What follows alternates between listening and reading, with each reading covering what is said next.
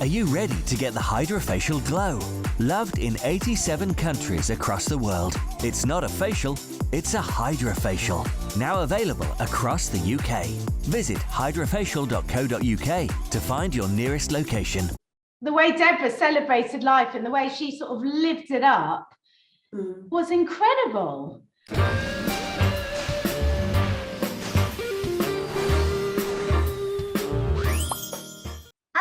Hey. Hi. Debbie, for coming in. We've lost Harriet and Sherry completely this time. Yeah. I know, I did it purposely so I could be with you. And with you. It's the Wonderbirds. D's. There's nobody without a name beginning with D can be on today. You mean you didn't guess? Oh, it's lovely, always lovely to be with you, but particularly you two. Thank you so much, darling. What have you been up to? What have I been up to? Well, actually, I spent last week mostly at Henley Regatta and had a wonderful time. And on Friday, I went by boat, which means you're at the same level and you realise how fast the rowers are going. So, yeah, just had a wonderful social week. I haven't been doing much work, which, as you know, that's not like me, but I've purposely taken some time out for a few weeks to have some fun, and I am. That's the sort of woman you are. We should all be having some fun. Now, Dee, who have you got behind you today? Well, I've got my friends behind me. You see, I'm actually at my office in Wimbledon. I was going to say, sorry. No, not Wimbledon, in Pinewood. And I have little friends here, you see. So I have, one of the Tracy brothers and the wonderful Lady Penelope. Oh, that was it there. Oh, well, wonderful. Yeah, she has her little friends, Debbie. It's very sad, isn't it? Her little friends at Pinewood. I wouldn't say so, except they're so wonderful and, such big memories from childhood. I actually want to just grab one, but luckily I can't. Not yet. No, not yet. But they come to life at night. I said, you're in Pinewood. Debbie, you're in, where are you again? Right, I'm in Wargrave near Henley-on-Thames. Yeah. It's so beautiful. And I'm in Cobham. And the weather is lovely. And we are all having a ball. We really are. And it's but it's kind of weird to be without both Sherry and Harriet. I must reiterate that. But anyway, I'm sure they'll be back soon. They're both working. Do you understand that word, work? Oh, work. Yes. I've forgotten what that means. It's a 4-letter word, so we don't use it. Anyway, we have a very interesting guest. I mean, we've all been talking, everyone's been talking about the wonderful Dame Deborah James and what she's done for bowel cancer research. My mum had bowel cancer. I'm not sure really if she died from it, but she didn't know that she had it many, many years ago. And she died after, a series of events, within 3 weeks of her being diagnosed. So I'm not sure if that's what killed her, if you like, or if it was something else to do with the bowel cancer. But I think now the awareness is rather incredible through Dame Deborah James and for something that just writing a blog and how something could become so enormous. Don't you agree? It's just incredible. Absolutely. And to become a dame for her just before she died must have been amazing. Yeah, I know. And William and Kate visiting her as well. I mean, she really did make a big difference. And she will carry on making it. I think the thing is that when you die, as far as she's concerned, it's not over. Everyone, there's so much of her to still keep seeing, in social media, but also her legacy will carry on forever. Of course it will. She was amazing, absolutely incredible. So we have Suzanne Baum, who's a celebrity journalist who interviewed Debbie a few times, and also, will just give us a little bit of insight of who she was. Suzanne Baum. Hi, Suzanne. Hey. Hello. Welcome to the Wonderbirds. I mean, you're a wonder chick, aren't you? Because you're a little bit younger, only a slight bit, but a little bit younger. I'm 50 next year. Oh God, we can't allow her on the show. She's too young. And I'm going to tell you a secret, is that I was bridesmaid at her parents' wedding. Yeah, it was Oh, wow. Goodness, that is a big secret. big And secret. I didn't meet her till 3 weeks ago. And the fact that Debbie knew my mum and dad before me is just weird.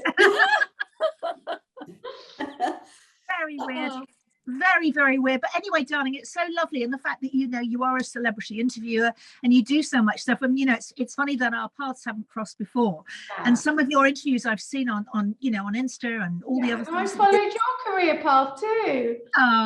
It's so weird, isn't it? Anyway, it's lovely to have you here. Now, the reason that we invited you, and actually we're going to start inviting you a lot more when we have certain celebrity things that we need to know about, that's, you know, that you can dig in and find out for us. Lovely. But this time we're going to talk about Deborah James because you have a connection with her, don't you? Yeah, well, I had a connection with her in terms of I was lucky enough to meet her, lucky enough to interview her twice. But I fell in love with her from the first interview. You know, you don't often fall in love with strangers or fall in love with people you interview. But her story and her zest for life, you know, got me from the second I met her, basically. Everybody knows she's in the news now. But back at the very beginning, can you tell me how it all started for her? Well, I don't really know exactly how it started for her, but I do remember chatting to her about being a deputy head teacher. So I think, you know, she had this normal life as being a deputy head teacher with 2 young kids at home.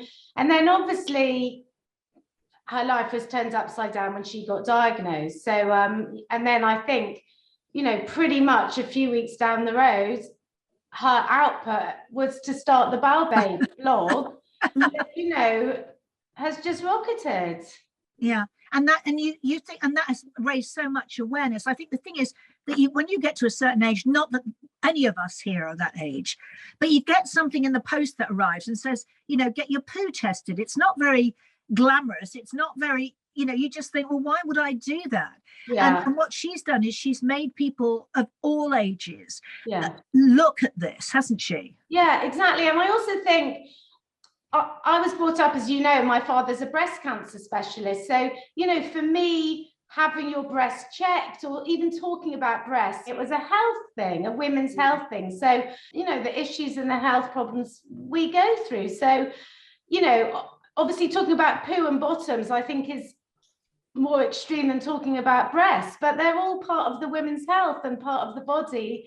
They are. We have to look after. And also prostate cancer as well, because I know that there's been a lot of awareness about that. So suddenly people are checking themselves, and you know, guys who wouldn't do that normally. Yeah. So that's it. You know, what she did was to create incredible awareness as well as everything else. Total awareness. Through inspiration. And all the time she dressed up as poo, you know, in a costume of poo. You know, me and you that know of her and knew her work, for other people it must be like, what's she doing?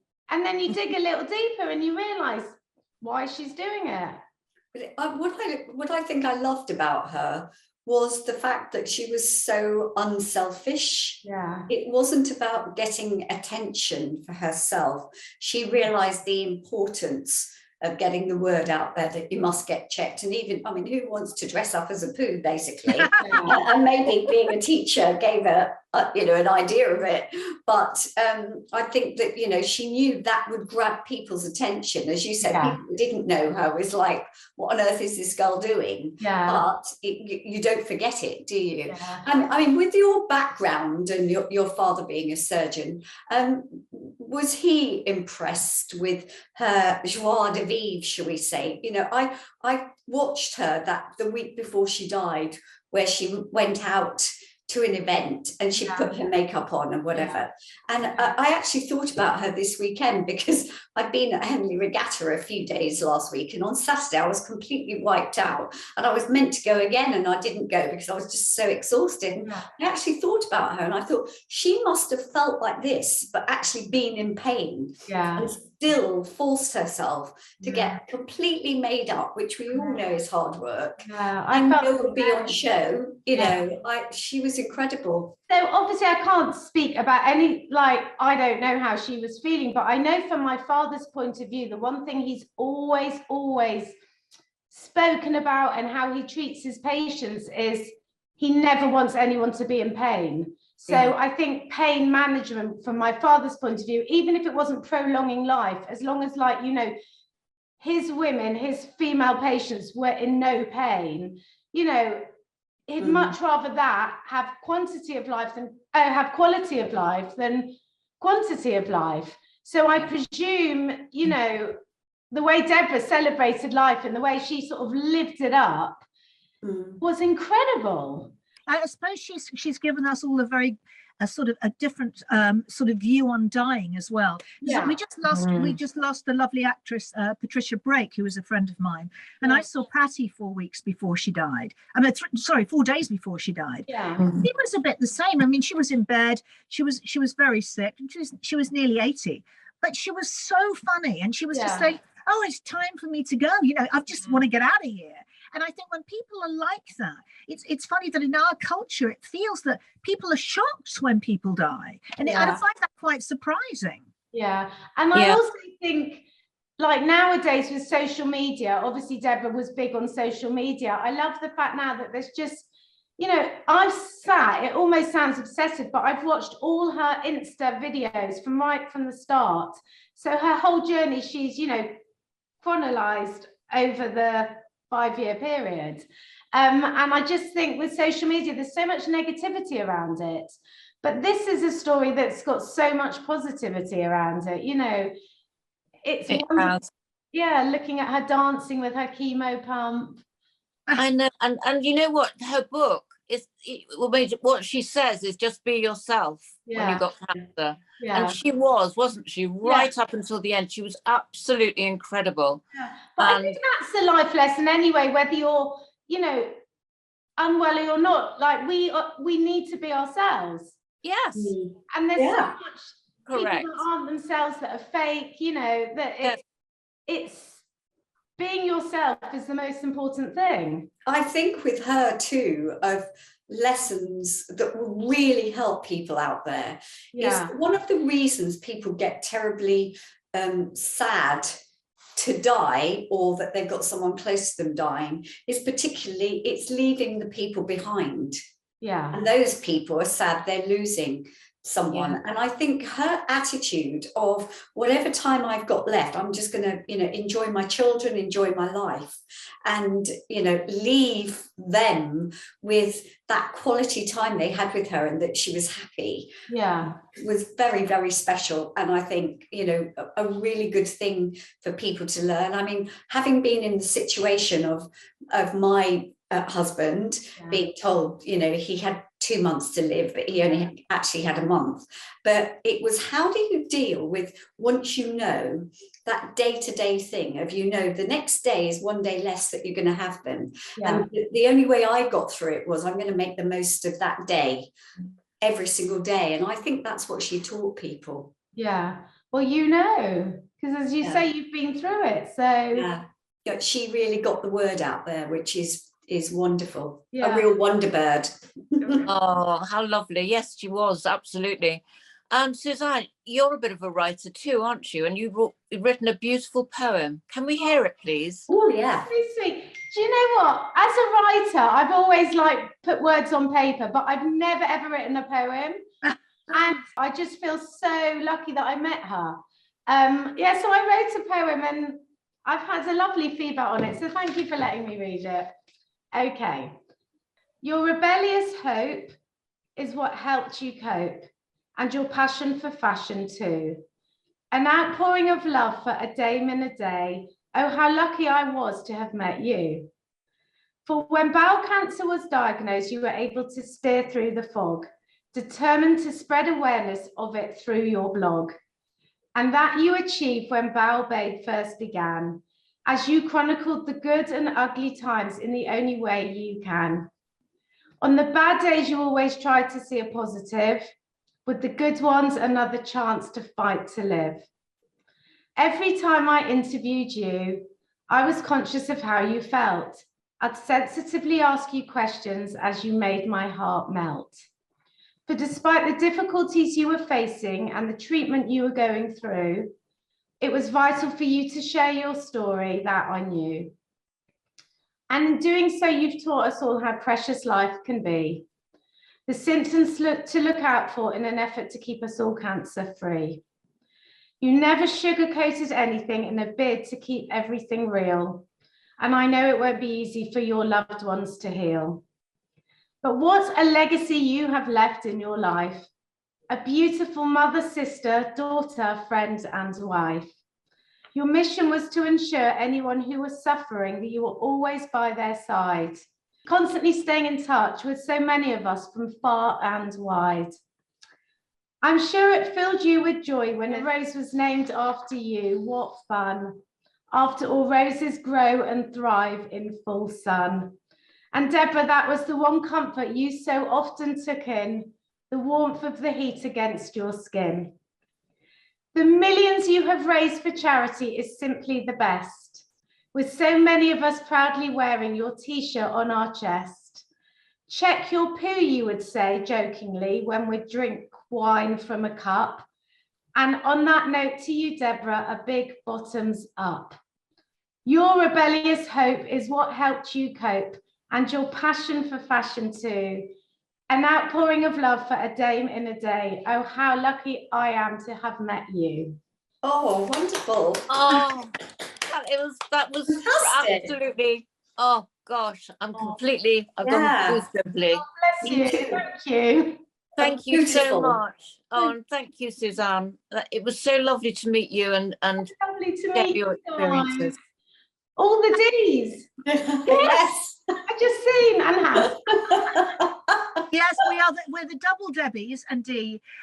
So, you know, you're a bit different because you're an S. But thank you, Suzanne, my darling. I'll speak to you soon. Give my love to your mummy and daddy. Lots of love, everyone. Yeah, Bye, thank darling. you. Thank you Bye. again. Bye.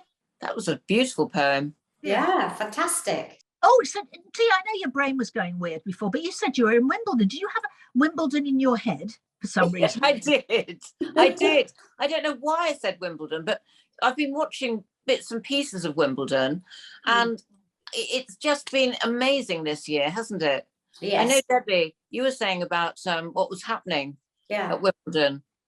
Well, I think there was so many things to do with it, you know, British people and unseeded people and new faces that were really making their mark. And even if they haven't got through, you know, further than the quarterfinal, there'll be people to watch, you know, in the future. Absolutely. We've got your friend there, haven't we, Debbie? We sent him down, didn't we? We have. I mean, I think he should really be Lord Mark Curry of Wimbledon. Well, of tennis anyway. Because he is a tennis freak. I have to say. You won't mind me saying that. But yes, Mark Curry. So he's from there. He's going to tell us all about it. Welcome to Wimbledon 2022, a very special Wimbledon because it's the centenary of the centre court. It's the centenary of this place. 100 years since it moved from Warple Road to Church Road. Just look, isn't it beautiful? All the flowers, the scoreboard, everything's green, everything blends in. The players love it, so exciting. And guess what I'm heading for now? You've got it, centre court. It's just so incredible when you look at all the names that have won Wimbledon over the years, the guys and the girls. And, not just for the last 3 years, Novak Djokovic. And guess whose first match on centre court? Novak, that's where we're going now. Of course, if you've got a centre court seat, that's marvellous, but if you've just got a ground pass, you can wander around the outside courts and see some fantastic action. Look at this, there's a men's doubles match, and then in the background you've got the ivy-clad centre court, and you can see the scoreboard which shows court number 1 and centre court. That's where Djokovic is playing, but just to wander around and have your food and your drink and watch some fantastic tennis, it's just a great experience for me.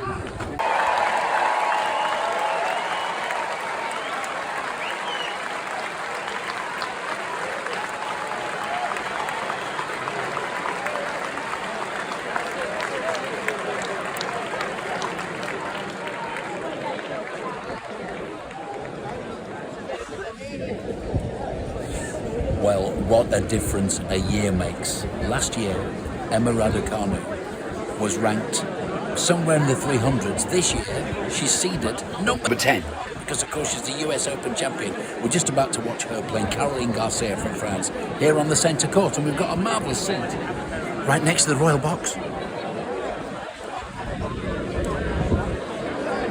So I've just put my tennis racket down. But girls, before we go, can I just say, have a wonderful time tonight, because you're off to somewhere special. So I think you should. I know you don't want to boast, but I think you should tell everyone all about it. Because actually, Debbie, no, we haven't mentioned it on the show, have we, before? No, every time we're on air, we talk about it. We have mentioned. We're not boasting, but tonight are the awards, and we are very, very excited. Sadly, Sherry and Harriet can't be there because they're both filming, which is great for them. But we are going to fly the flag with our wonderful editor, Hass, who's coming with us. So Hass is the person that makes it happen. And I'm so sorry we couldn't invite you, Debbie. We would have loved to have invited you. I know. Always the bridesmaid. Never the bride.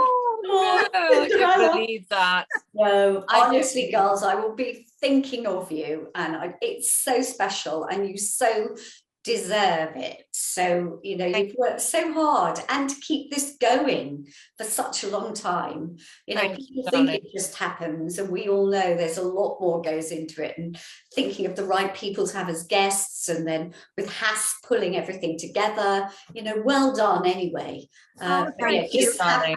A great and also, night. I'd like to thank you for your incredible support and being such a wonderful friend of mine and the show, of course. Oh. Absolutely. I was just about to say exactly the same thing. We couldn't do it without people like you, Debbie. Oh, Debbie, well, it's just my absolute pleasure. We love you. We love you Bye, very darling. much. See you on Friday. Bye. Bye.